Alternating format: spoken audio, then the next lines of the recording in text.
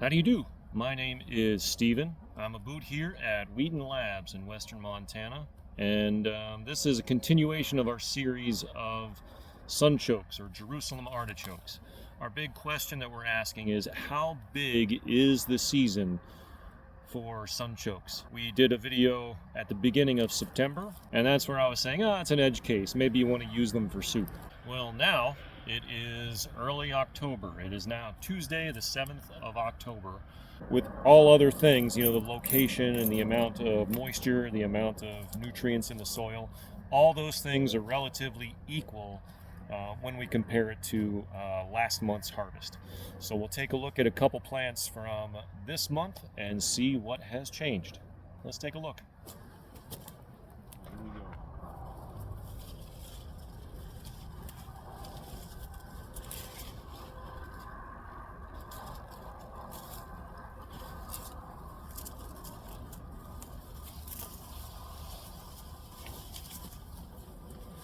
All right. So as you can see, this is a single plant. Looks really healthy. It's one of the ones that has some flowers growing on the top of it, like those little baby black eye Susans. Is what they look like to me. I'm from Maryland, so that's what I notice. But we've got much more in terms of productivity this month than we did last month. Things are rounding out. Things are pretty mature looking here. Definitely sunchokes worth eating on this plant right here. So even though we have quite a few that are of edible size, we still have some of these sunchokes that could stand to grow a little bit longer. Like these are definitely not mature and the plant is still growing. We have a decent harvest here. I don't have a scale out here, but I would guess maybe a pound of sunchokes, pound and a half of sunchokes off of this single stalk. And I can still notice that there are plenty of little ones in here that can grow a little bit more. So seems like we'll have even more sunchokes in November, the early part of November. I'll take a look at those. I do want to point out that this sunchoke plant is looking still really healthy. If you look in the background, you'll see that we had we had a frost a couple days ago, and it definitely was cold this morning as well. And that has, you can clearly see it has affected our squash plants. They are not going to grow anymore. I mean, the good news is that we can see just how many squash we had waiting for us in the wings there. But the plants are done growing.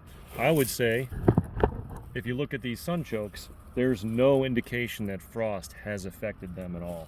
The black-eyed Susans on the end here, these were still looking nice and healthy.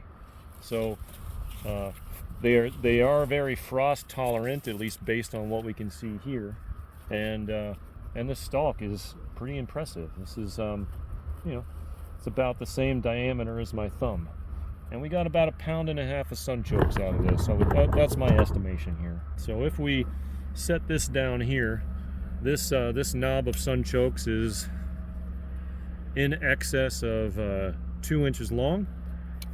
It would still, this whole thing is completely edible right here. And from, excuse me, Black Spark. Here, how about you get on my lap instead? We have a section of stem here, but plenty of sunchokes growing off of that one stem. This whole mass is in excess of 3 inches in diameter. Okay, there's plenty of these little nodules on here. Nice and fresh and crisp. And then the edible part of this, I would say, if you snipped it off right there at the base of that stem, that's close to 3 inches in length there. That's over 2.5 inches in length. So there's plenty of edible sunchoke here. So here's what we harvested. Based on what I'm seeing here, the beginning of October is a great month for sunchokes. We got about a pound and a half of sunchokes out of a single plant, and it was a very densely packed kind of mass of sunchoke tubers. So you could pull off a good soup with this. You could go ahead and take some of these very large, round and evenly shaped pieces for all sorts of stuff. I'm sure there's plenty of people who are better cooks or more imaginative cooks than me, and they would come up with plenty of uses for these. I would probably just put everything into a soup you can actually slice these up and then make fried sunchoke chips, and then have that as a nice side dish. October, definitely a thumbs up from me in terms of harvesting. It sounds like right now is a great time to pick up sunchokes and harvest them for your kitchen. We're going to continue this series of when is the best time to harvest sunchokes, or how long is the season for harvesting sunchokes.